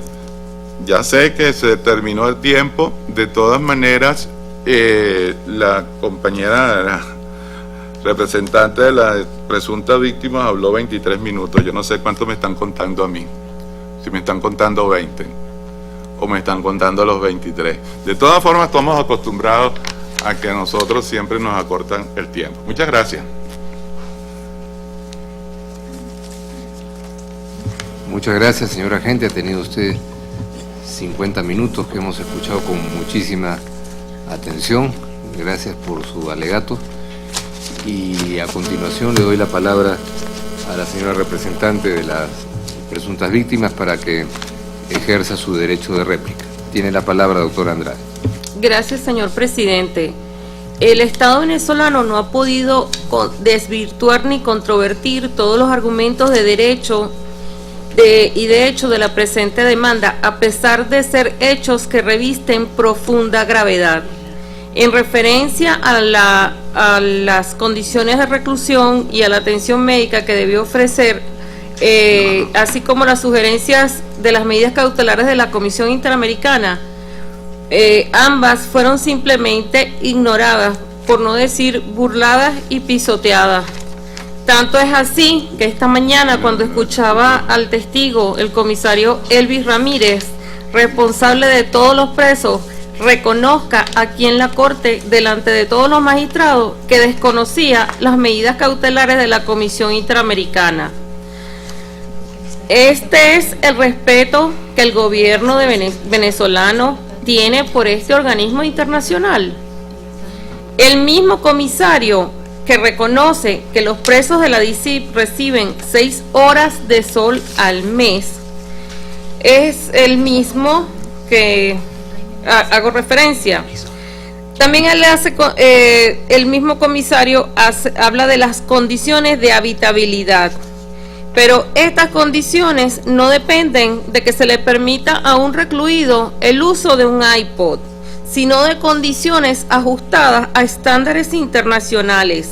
Es decir, 6 horas de luz al mes, como lo ha dicho el comisario Elvis Ramírez, y como lo dijo la víctima Raúl Díaz, que en año y medio no vi la luz solar, ha sido considerado cruel, un trato cruel por el Comité contra la Tortura de la ONU. Sumamos a esto las torturas a las que fue sometido Raúl Díaz, con asfixia con bolsa plástica impregnada con insecticida, golpizas y maltratos. Yo creo que si el jefe del control de aprehendidos, el comisario Elvis Ramírez, no conoce los estándares internacionales y desconocía las medidas cautelares a favor de Raúl Díaz, eso no lo exime de la responsabilidad que tiene el Estado venezolano de proteger los derechos de todas las personas privadas de libertad. También yo quiero enfatizar que el comisario Elvis Ramírez no conocía las condiciones de reclusión inhumanas que se vivieron en la DICIP hasta su llegada en septiembre del año 2009. También voy a hacer una referencia al perito presentado por el Estado. Esta representación legal cuestiona la imparcialidad y dominio del tema para el que fue llamado el perito, el fiscal Espartaco Martínez. El perito dijo desconocer el caso de Raúl Díaz Peña, solo tenía conocimiento por ser un tema de opinión pública. Sin embargo, fue muy preciso en tocar ciertos temas del caso. Fue muy puntual en hablar sobre las violaciones denunciadas en esta corte, las cuales él manipuló, siempre inclinando su opinión hacia el Estado venezolano. Quiero decirles que estamos de frente a un testigo del Estado y no frente a un perito que debe de ser imparcial. El fiscal Espartaco Martínez omitió un acto que reviste de legalidad el proceso de prisión preventiva, como lo es el acto de imputación. Que el perito omita mencionarlo, siendo esta la realización de un acto que es una obligación del despacho de un fiscal. ¿Cómo es que un fiscal del Ministerio Público omita este punto? El fiscal Espartaco Martínez, además, habló otra cosa muy precisa que me llamaba la atención, como él era muy puntual y decía no conocer el caso, que fue cuando habló del artículo 244, cuando decía que se negaba, había una excepción referente a las causas del imputable a Raúl Díaz, que era que había sido causante de las dilaciones por cambios de la defensa. Cuando ya los mencioné anteriormente, hubo un cambio, el proceso estaba paralizado y en ningún momento esto era atribuible a Raúl Díaz. También él hizo mención a otra excepción del 244, cuando hace conexión con la Constitución Nacional.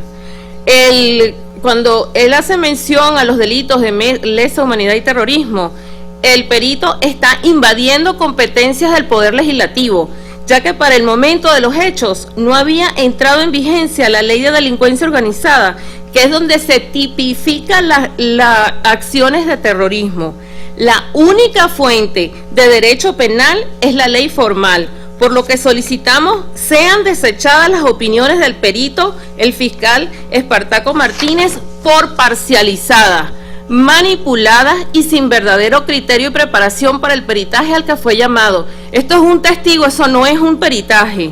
Además, yo quiero hacerle referencia a la sentencia número 537 de la Sala Constitucional del Tribunal Supremo de Justicia de fecha 20 de abril de 2005, que con voto unánime hace referencia al artículo 29 que hizo referencia el perito Espartaco Martínez sobre las sanciones graves a los derechos humanos y crímenes de lesa humanidad. Estableció que hasta que no sea promulgada una ley que determine con precisión cuáles conductas humanas o delitos pueden ser considerados como delitos de lesa humanidad o de violaciones graves a los derechos humanos, no podrá ningún tribunal de la República así establecerlo por vía de interpretación, so pena de violar el principio de legalidad.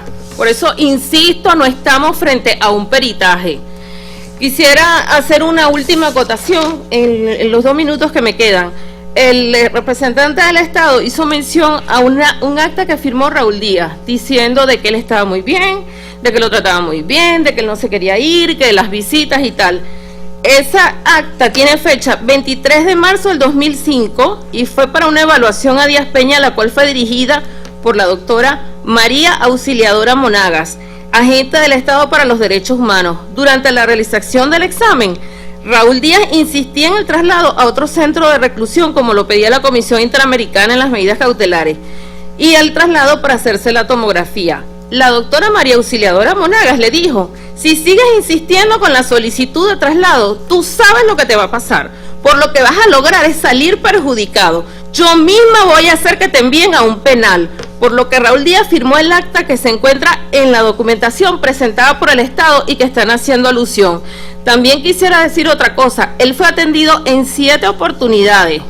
Solamente que no fue atención médica especializada.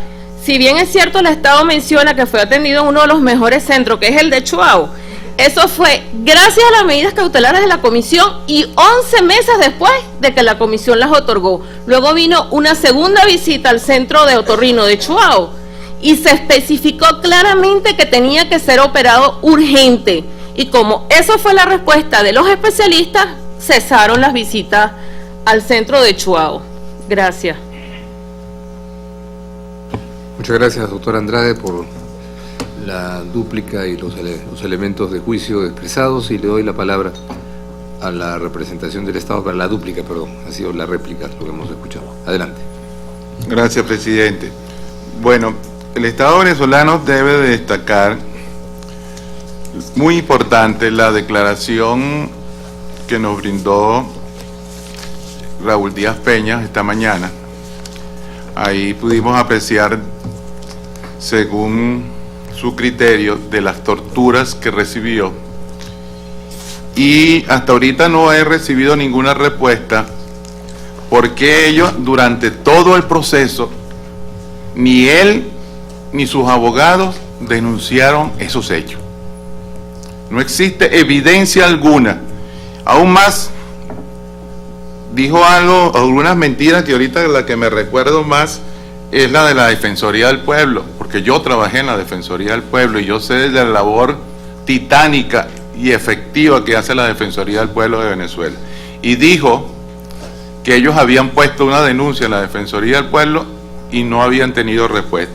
Aquí está una comunicación que yo dirigí a la Defensoría del Pueblo, a ver si efectivamente Raúl Díaz Peña había denunciado en algún momento irregularidades, y la defensora del pueblo me contesta que no existe ningún expediente ni ninguna documentación vinculada con el caso. O sea, nunca fueron a la Defensoría del Pueblo. nunca denunciaron en un tribunal. ¿De dónde salieron esas torturas? ¿Cuándo salieron esas torturas? Evidentemente que están mintiendo. Están mintiendo de que no recibieron tratamiento médico, lo estamos demostrando que sí recibieron tratamiento médico. Aquí están las visitas que hizo la Cruz Roja Internacional y las entrevistas. Efectivamente, no estamos negando que en una cárcel sea igual que la casa. No existe ninguna cárcel perfecta. Ese centro de reclusión que tenemos ahí es un centro de seguridad y por supuesto tiene cierta irregularidad. Y la irregularidad es realmente que no hay una entrada de sol permanente. Sin embargo, tiene una garantía total que es una cárcel segura, y cuando son personas que dicen ser presos políticos, de paso, presos políticos que en ningún momento Raúl Díaz Peña tenía connotación política. Si no aparece en la plaza de Altamira, nosotros no le conocemos ninguna militancia política, ninguna actividad política anterior a esa, y no hay ninguna referencia de argumento de que se le esté atacando políticamente porque está incurso en un hecho de terrorismo. O sea, que su problema con el Estado venezolano comenzó en el momento en que se involucró en la actividad a la cual fue condenada. Entonces, no tiene ninguna trayectoria política en ningún momento. Lo otro es que demostró tener coherencia esta mañana. Hizo una exposición perfecta, aunque las cosas que dijo no son reales, pero no tiene aparentemente ninguna afectación psicológica. No tiene, que yo he estado preso, yo sé que tiene consecuencias la cárcel, pero el ciudadano Raúl Díaz Peña esta mañana demostró que mentalmente está totalmente lúcido. Eso debemos destacarlo, y que lo que se quiere es venir a estos organismos internacionales a buscar trayectoria, y en este caso el particular que le otorguen la medida de asilo en Estados Unidos. Generalmente la gente va a Estados Unidos y alega para que le den la residencia que es perseguido político. Eso ha sido siempre una táctica, no solamente en Venezuela, en todos los países del mundo. Pero no hay prueba contundente de esa situación, y el Estado venezolano sigue insistiendo de que la actuación procesal realizada a Raúl Díaz Peña está totalmente acogida a la legalidad y a la Constitución de la República Bolivariana de Venezuela. Nosotros, quiero terminar señalando lo siguiente: nosotros tenemos serias reservas contra la Comisión y la Corte. Ustedes lo saben, ustedes saben que sobre todo contra la Corte, a partir del caso del general Uzón, nosotros venimos reacusando a algunos magistrados por el caso de Uzón, y a la Comisión la venimos señalando y denunciando desde el momento del golpe de Estado del 11 de abril 2, cuando no se le otorgó una medida de protección al presidente Chávez cuando se encontraba preso por los golpistas en el Fuerte Tiuna. Yo quiero señalarle que aquí hay una publicación del Estado venezolano donde se establece que la Comisión y la Corte se señala las irregularidades. La Comisión Interamericana de Derechos Humanos desde el 2003 tiene catalogada a Venezuela en el capítulo 4 como violadora permanente de derechos humanos, cuando Venezuela precisamente no es uno de los países que más denuncias tiene en la Comisión. Nosotros insistimos en que se está montando todo un expediente contra el Estado venezolano. Antes de llegar el presidente Chávez, la Comisión recibió 4 casos. Después del presidente Chávez, la Comisión ha recibido más de 96 casos, de los cuales ha emitido más de 36. Esta Corte conoció antes del presidente Chávez un solo caso, el amparo. Ni siquiera se había pronunciado por el Caracazo, que fue la violación más grave de derechos humanos. Ahora ya llevamos 13 casos. Este año se han traído a esta Corte 5 casos y para el próximo año ya tenemos 5 casos más.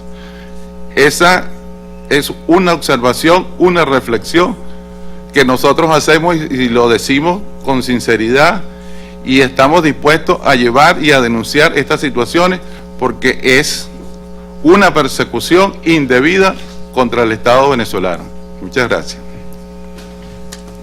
Gracias, señor agente, por su exposición y a continuación, para terminar con las presentaciones, le doy la palabra a la Comisión Interamericana de Derechos Humanos, a la señora secretaria ejecutiva adjunta, Elizabeth Abimeche, para que ejerza el derecho o la función de la comisión de presentar las observaciones finales en esta audiencia oral.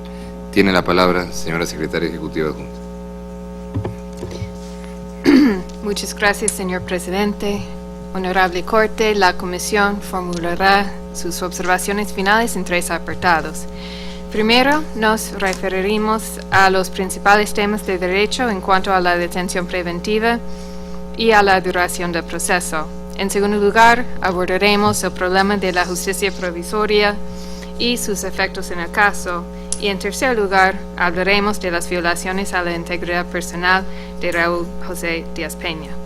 En cuanto a la detención preventiva y el plazo razonable, nos referiremos, en primer lugar, a la detención preventiva sin evaluación individualizada y los artículos 250 y 251 del Código Orgánico Procesal Penal. De las decisiones de los órganos del sistema interamericano es posible extraer los siguientes criterios para asegurar que la detención preventiva no es arbitraria. La privación de libertad es la excepción y no la regla. Solo puede perseguir fines procesales, como evitar el peligro de fuga o la obstaculización del proceso. Los indicios de responsabilidad son condición necesaria, pero no suficiente. Aún existiendo fines procesales, se requiere que la detención preventiva sea absolutamente necesaria en el sentido de que no existen medios menos gravosos. La existencia de fines procesales y la determinación de la necesidad de la medida requieren de una motivación individualizada. Las presunciones no son aceptables. La resolución del 27 de febrero de 2004, que ordenó la detención preventiva, se basa en, y cito, suficientes elementos de convicción para acreditar la comisión de los delitos y la supuesta autoría y participación del señor Díaz Peña. Al momento de analizar los fines procesales que, según el Código Orgánico Procesal Penal, hacen procedente la detención preventiva, la autoridad judicial aplicó 2 presunciones, una derivada de la, y cito, apreciación de las circunstancias del caso y la otra de la pena que podría llegar a imponerse. En ningún punto se analiza de manera individualizada cuáles son las circunstancias específicas del señor Díaz Peña. No se refiere, por ejemplo, a los criterios de arraigo o conducta procesal previa que el perito Martínez describió esta mañana. Tampoco se explica por qué no procedieron otras medidas menos gravosas. Los múltiples recursos interpuestos por el señor Díaz Peña para pedir la revisión de la detención preventiva fueron resueltos a partir de estas mismas presunciones. Además, de conformidad con los principios básicos mencionados y con el transcurso del tiempo, resulta necesario que el juzgador revise periódicamente si los motivos que fundaron la prisión preventiva aún subsisten. En tal determinación se deberán expresar las circunstancias concretas de la causa que permiten presumir fundadamente que persiste el peligro de fuga o enunciar las medidas probatorias que resten cumplir y las razones por las cuales no se pueden realizar debidamente con el imputado en libertad. Este deber encuentra fundamentada en la necesidad de que el Estado justifique su interés en mantener la prisión preventiva con base en fundamentos actuales. El perito Martínez explicó que la normativa tiene como objetivo prevenir la obstaculización de la investigación e indicó más precisamente la obstaculización de un, cito, acto concreto de investigación. Las diferentes resoluciones denegando una medida sustitutiva se basan en presunciones de peligro de fuga u obstaculización. No se refieren a ningún acto concreto de investigación. Los jueces no verificaron un riesgo a los fines procesales, sino que aplicaron presunciones sin análisis concreto. Además, como cuestión de orden público interamericano, la Comisión desea llamar la atención de la Corte sobre la presunción derivada de la gravedad de la pena a imponer. Esta presunción establecida en la ley genera la aplicación automática de la detención preventiva cuando la pena a imponer sea mayor a 10 años. Es la misma norma la que faculta a las autoridades judiciales a prescindir de una determinación individualizada con base en una consideración que resulta problemática además en términos de presunción de inocencia. El hecho de que el delito imputado sea grave o implique una pena alta no puede constituirse en una razón para invertir la presunción de inocencia y la consecuente excepcionalidad de la detención preventiva. Por las razones expuestas, la Comisión considera necesario que la Corte ordene la adecuación de las presunciones establecidas en la ley a los estándares interamericanos. Ahora le paso la palabra a la doctora Serrano. Gracias. Adelante, doctora Serrano. Gracias, señor presidente. Además de la arbitrariedad de la detención preventiva, la Comisión desea referirse ahora a la duración. El señor Díaz Peña estuvo en detención preventiva aproximadamente 5 años. La Comisión destaca que el artículo 244 del Código Orgánico Procesal Penal, que ya explicó el perito Martínez esta mañana, establece un máximo de 2 años de detención preventiva, plazo que puede ser excepcionalmente prorrogado a solicitud fundada del Ministerio Público. Una vez la detención preventiva del señor Díaz Peña superó ese máximo legal, la defensa solicitó en múltiples oportunidades la revisión de la medida cautelar con base en esta norma. La respuesta fue negativa, con base en un criterio jurisprudencial de la Sala Constitucional del Tribunal Supremo de Justicia. Según este criterio jurisprudencial, ciertos tipos de delitos se encuentran excluidos de beneficios tales como las medidas cautelares sustitutivas. Nuevamente, como cuestión de orden público interamericano, la Comisión considera que la Corte debe prestar especial atención a la interpretación realizada por la Sala Constitucional, porque la misma habilita a la aplicación de la detención preventiva de manera indefinida.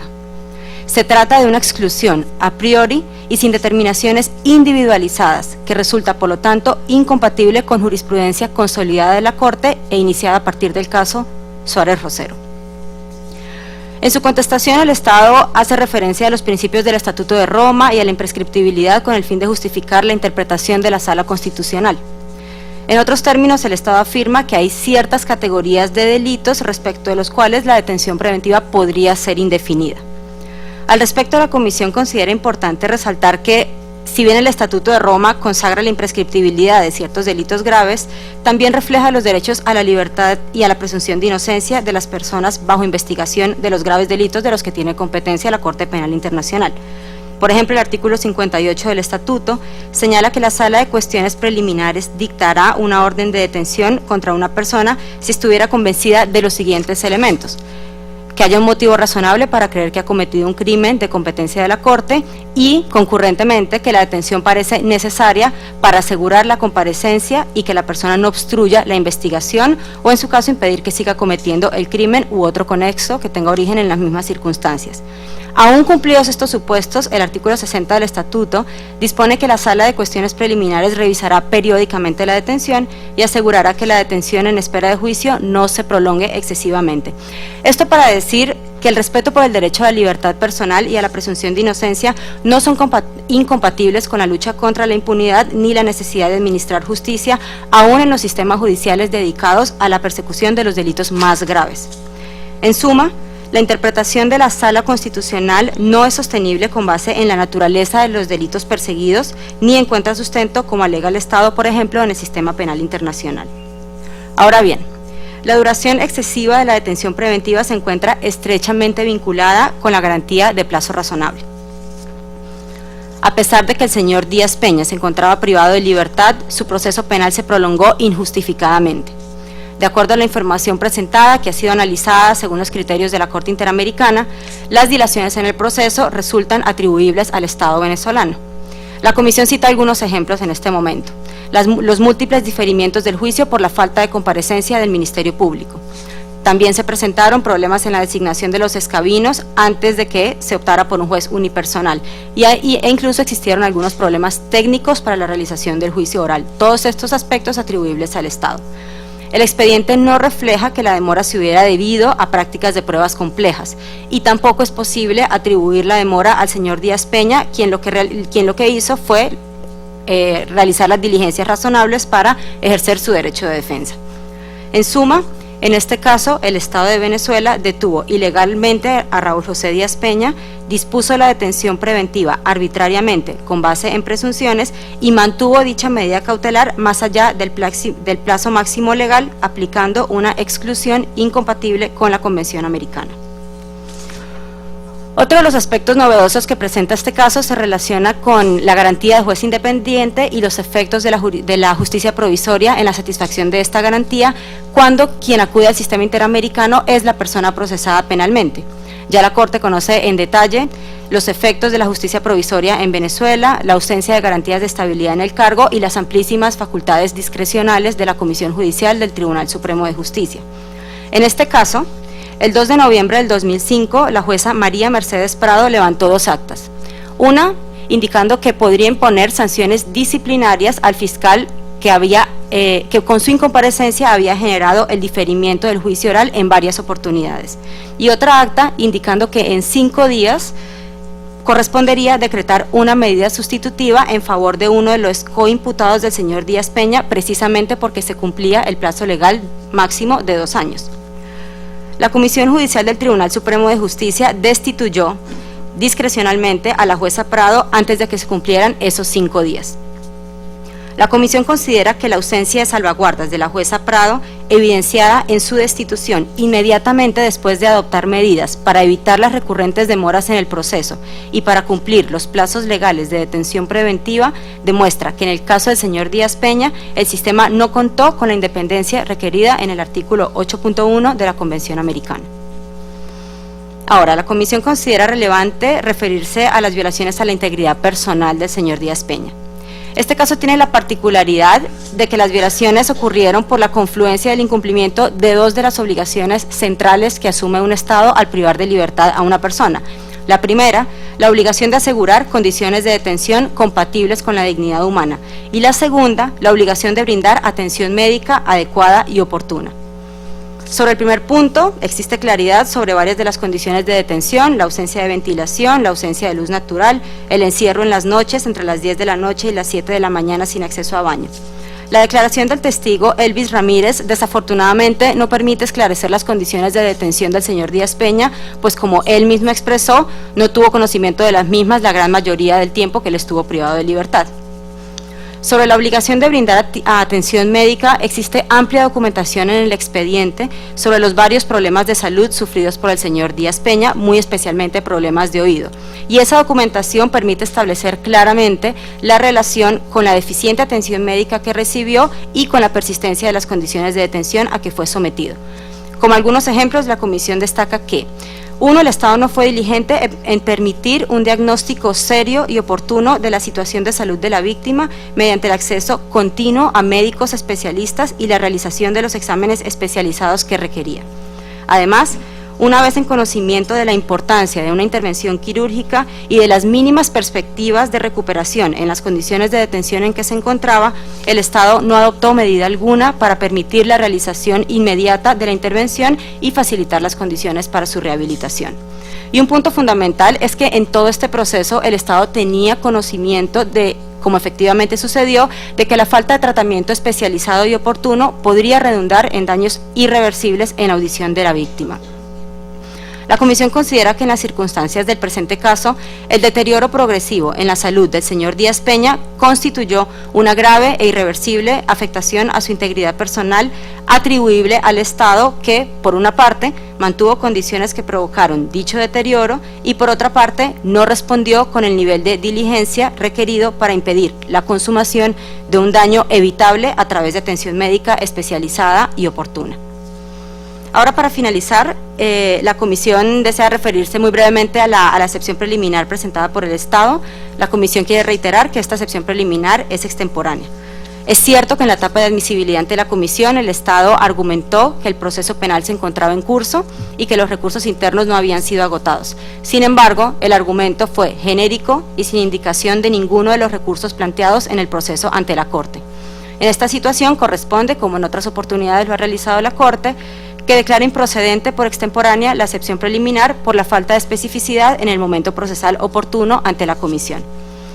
Sin perjuicio de este argumento, además de que la excepción preliminar es extemporánea, el argumento estatal no es consistente con el objeto del caso delimitado por la Comisión desde el informe de admisibilidad. La Comisión comparte con la Corte que desde que recibió la petición identificó 3 grupos de hechos, unos relativos a la detención preventiva del señor Díaz Peña y la duración del proceso, otros relacionados con un grupo de irregularidades en el proceso penal y otros relacionados con la detención y falta de atención, las condiciones de detención y la falta de atención médica.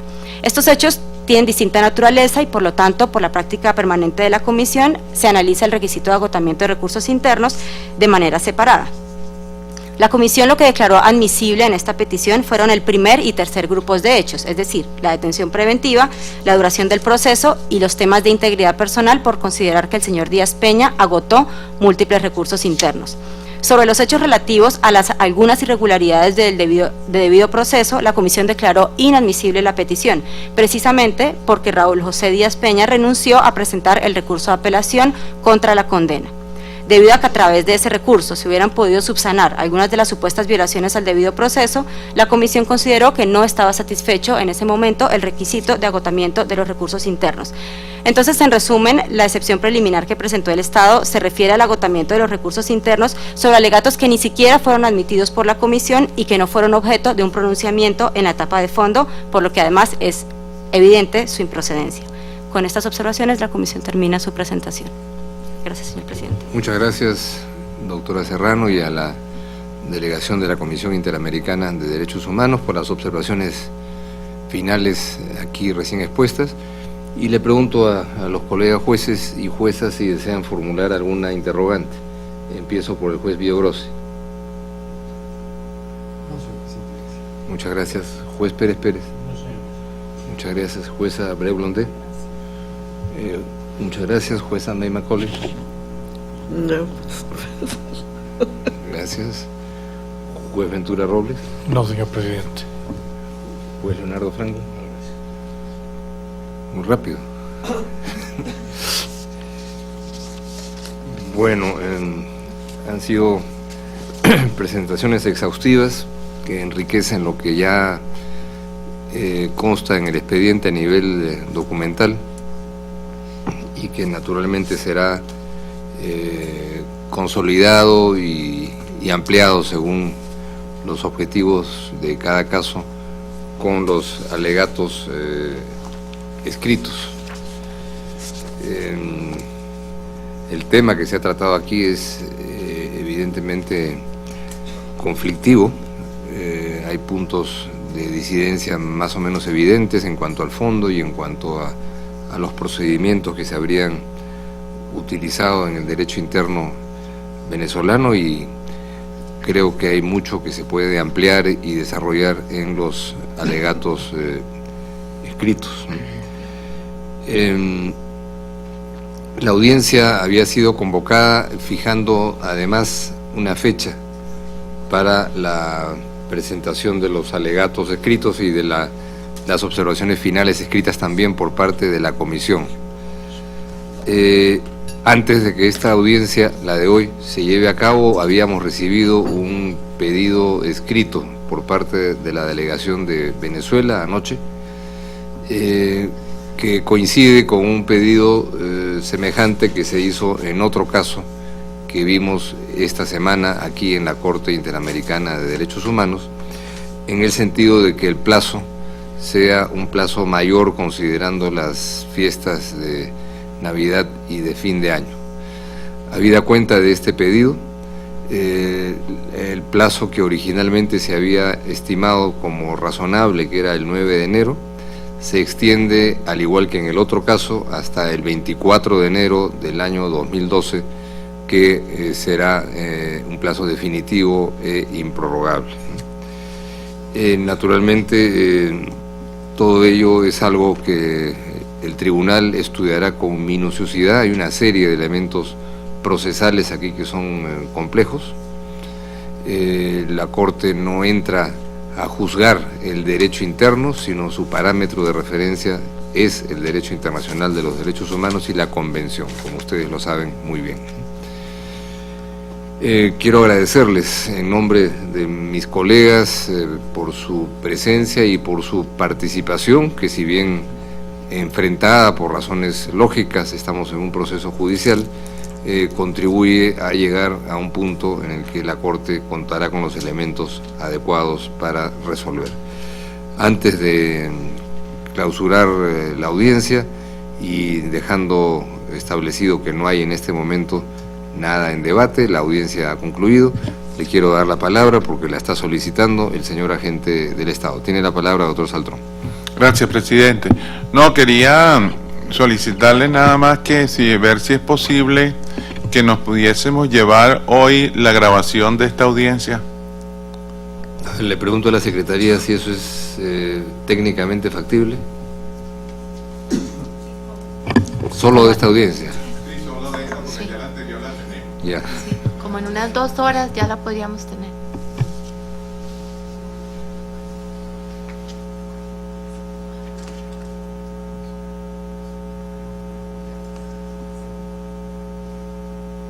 Sí, entonces, antes de darle la palabra, en 2 horas, entonces ya después pueden coordinar el lugar y la hora exacta de entrega. Señora representante, tiene la palabra. Sí, yo quisiera hacer por favor la misma petición, pero si pudiera por favor recogerla mañana.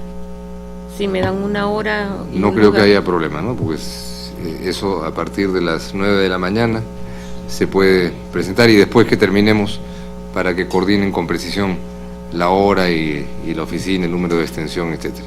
Gracias. Aquí mi colega May Macaulay no hizo ninguna pregunta oral hoy día, pero me está alcanzando un pedido con el cual yo coincido y me sumo a él, que sería muy útil para el tribunal poder contar con una información que solo tiene el Estado, seguramente, que son los informes de la Cruz Roja, del Comité Internacional de la Cruz Roja, en las visitas a este centro de detención cuando se encontraba ahí el señor Díaz Peña, ¿no? Esa información no la pueden tener por la propia naturaleza del trabajo del CICR los representantes, ni tampoco la Comisión Interamericana, pero sí el Estado.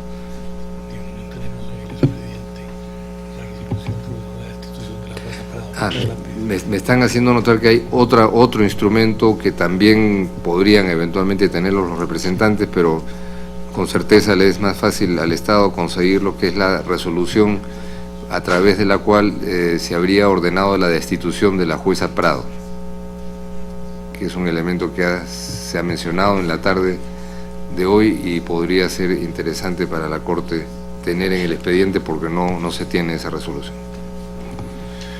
Bueno, muchísimas gracias nuevamente.